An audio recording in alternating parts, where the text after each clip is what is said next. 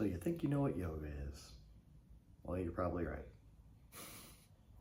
So why do I say that, and what's the point of this video? Well, I say that because yoga has evolved greatly over the years. So it's, in this modern age, become many things to many people. And we definitely don't want to get into this dogmatic place of this is definitively the way yoga should be done, and because this is what it was in the past, it's what it should always be into the future. It's clear that if you follow the lineage of yoga, it has evolved greatly over the years, and we just don't want to put any kind of harsh classifications on what yoga is and how exactly it should be done.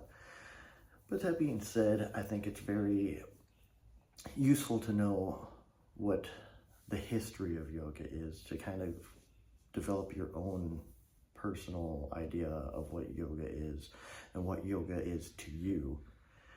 And in this process, we'll end up explaining what Ananda yoga is, which is the modality of yoga that I teach.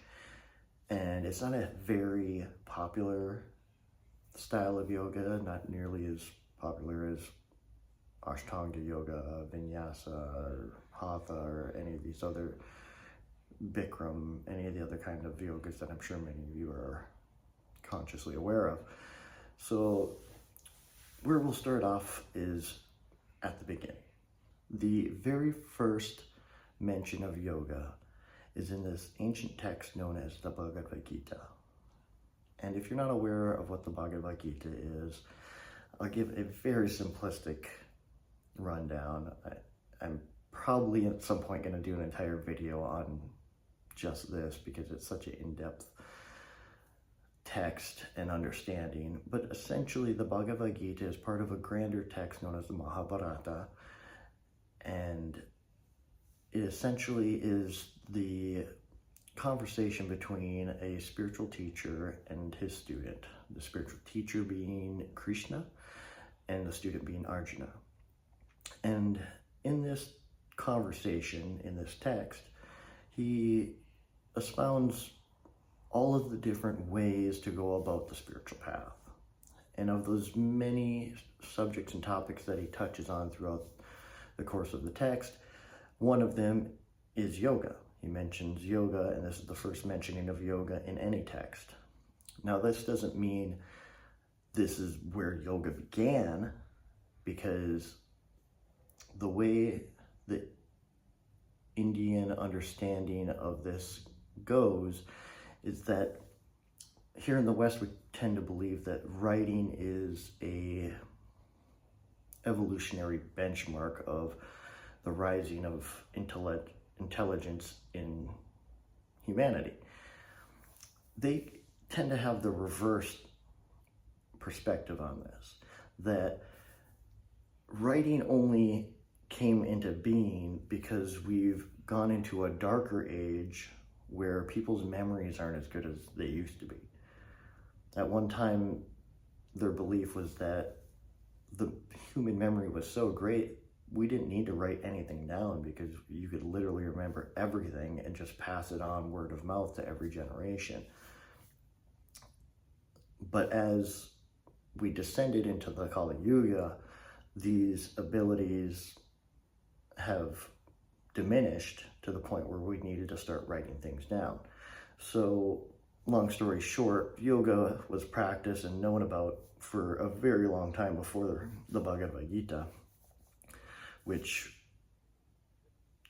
was written around 5,000 years ago.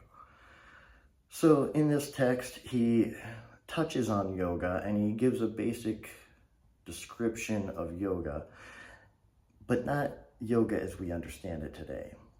Yoga, as it's commonly understood in the West, is what can be referred to as Hatha yoga, or the physical aspects of yoga. But what he is speaking about, Krishna, in this text, is that yoga, or rather yog, the A was added later and isn't actually in any of the text. It's always referred to as yog. Yog being the root of the English word yoke. yoke, if you're not aware, is the wood binding between two animals. So you use this to connect two cows together to plow your field, or two horses together to draw your carriage or whatever. So it essentially means binding or connecting. So in this usage, it's speaking of connecting with the universe, connecting with Source, the Divine Spirit, God, whatever terminology you prefer to use. But it doesn't actually speak of any postures or asanas. And the next text that we come across is the Yoga Sutras of Patanjali. This text goes through a much more in-depth explanation of what yoga is and how to reach the higher levels of yoga, which at the highest level is samadhi. And that's that merging of our singular consciousness with the grand consciousness of the universe, i.e. becoming one with the universe. And the steps or branches of this methodology are known as Ashtanga, meaning 8-limbed. So, and though it can be approached in a linear fashion from the first to the last, and in some ways it kind of makes sense because the last being samadhi, it isn't quite that simple. And I could go into much further depth on Patanjali's Yoga Sutras, and I most likely will in a future video, but that in itself is another in-depth text that I could easily spend a great deal of time talking about alone. But what concerns us is, again, the asanas and which is what commonly is understood to be yoga today. And asana is one of the limbs of Ashtanga. But if you were to guess how many postures are illustrated in the Yoga Sutras, you'd probably be surprised to find out that it's 0. There are no postures spoken about at all in the Yoga Sutras. And the root of the word asana, which is commonly interpreted to be posture, like we have Bhujangasana, which cobra pose, cobra posture. Asana doesn't actually mean posture. If you trace it all the way back to the deep underlying meaning in Sanskrit, it actually means seat, to be seated. So, and that's what he's referring to in Ashtanga, is one of the things you need to master along your path of basically gaining higher levels of meditation, eventually resulting in samadhi, is at one point you need to learn how to sit. You need to learn how to sit still and not let the body consciousness affect your meditation. So moving on from there, essentially there were 4 great texts from the time of Patanjali to modern times. Throughout each of these texts, essentially more and more asanas were added. The first text, as you see, only has 2 asanas, and then it slowly ratchets up from there. And it's not that there only existed 2 asanas at the time of the writing of that first book, it's that he only speaks of 2, because the traditional way that yoga was taught was through a teacher, through a guru, a spiritual teacher. And it wasn't something that you just kind of threw around all willy-nilly and wrote in a book and be like, here you go, here's the yoga postures, find enlightenment. They understood it to be a much more complex process. So it wasn't something they even attempted to write down into books. But over time, more and more got written down. Yoga slowly transformed from a deep spiritual practice, all for preparation for deeper levels of meditation, into a manual for how to do these physical poses. Until we get to the modern times where many people only think of yoga as poses, as postures. And for many people, especially in the West, when they think of yoga, they think of going to a yoga studio and becoming limber and flexible and gaining a greater balance, core strength. And that's definitely part of yoga, especially today, but that's not initially what it was designed for. In the beginning, it was initially exclusively designed as a way to silence your body consciousness and also build the core strength and flexibility so you can sit comfortably in a seated position in the asana of meditation for prolonged periods of time without the need to readjust yourself because you're getting a little bit of lower back pain or anything like that. But it also silences the body consciousness so we're not fidgeting.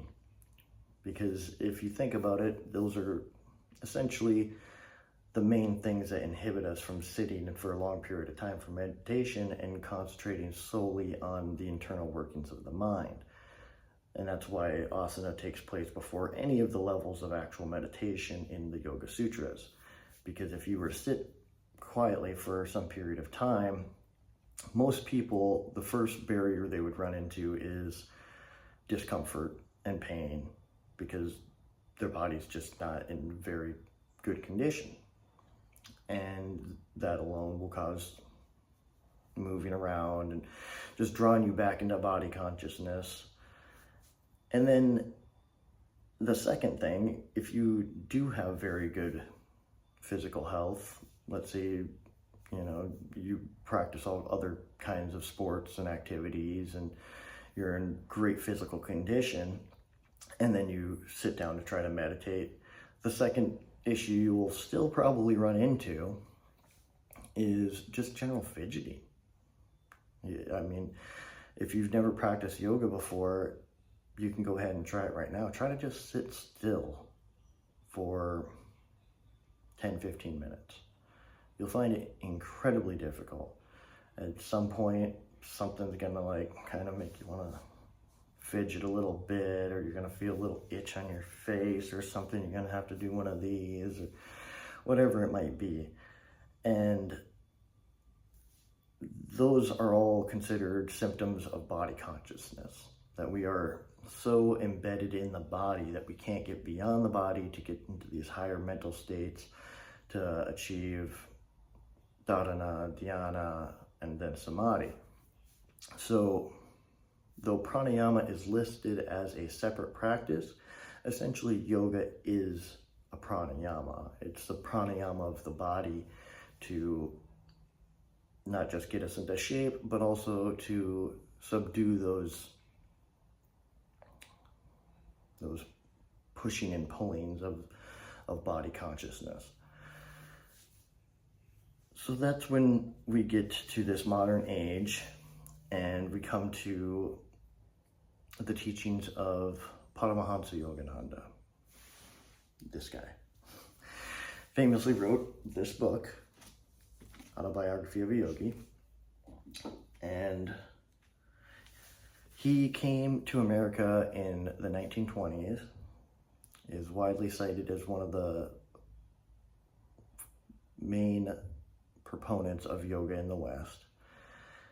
And interestingly enough, he did not actually teach yoga as we know it today. He had no yoga classes. He didn't sit and go through the postures as we would do today. He was much more in the realm of a traditional guru. He took on disciples and intuitively taught them postures through the movement of their internal energies.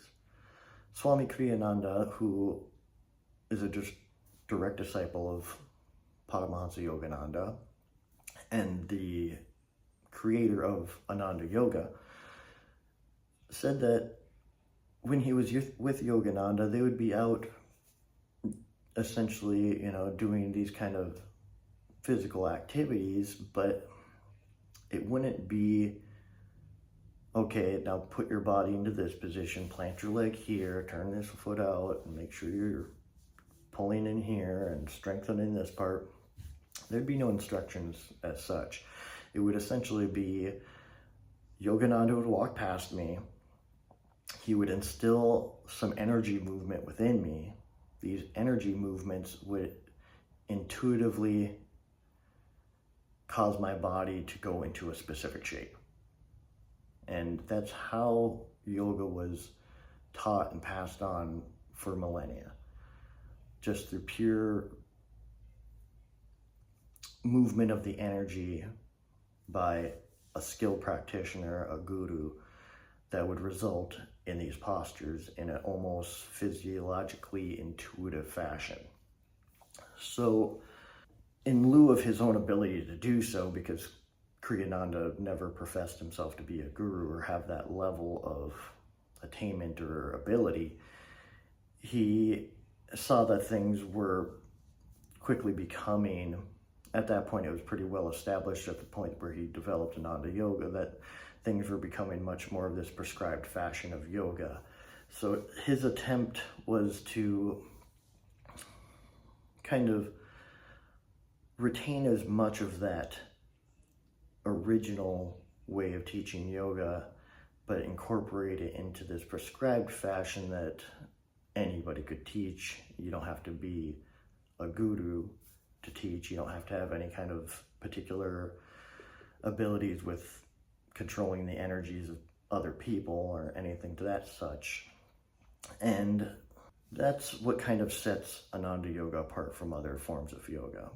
For one, much in the traditional intention of yoga, or the Hatha Yoga, the postures, in accordance with the Yoga Sutras, it's primarily designed to get us into meditation. But it also is attempting to unite the three bodies. So the three bodies are our physical body, our astral or energetic body, and the causal body, which otherwise known as the mind, and merge these three bodies all into one practice. And how that's done is we do the postures, do the physical postures as are taught in many classes. We're not doing the postures in a rapid fire vinyasa style, almost like a exercise class fashion. The postures are done much more in a slow meditative format. They're held for, depending on what kind of yoga you're used to, considerably longer period of time than at least vinyasa and some of the standard yogas. Ashtanga yoga is known for holding the postures for a considerable amount of time as well. But that's the physical aspect. Now for the energetic aspect, we purposely take time to attune ourselves to the energies while in the midst of the practice. Every posture is followed up with a neutral pose. And in these neutral poses, we ask the students to go internal. Try to tap into that internal energy. Try to feel the energy movements within the body. Not an easy thing to do, and some people it comes more naturally than others. And the causal, or the mental body, comes into play with the affirmations. Every asana in Ananda Yoga comes with an affirmation. And we introduce this affirmation at different points during the posture to speak to the subconscious and speak to the higher self. Each of these affirmations are essentially designed around these higher truths that are expressed through the posture.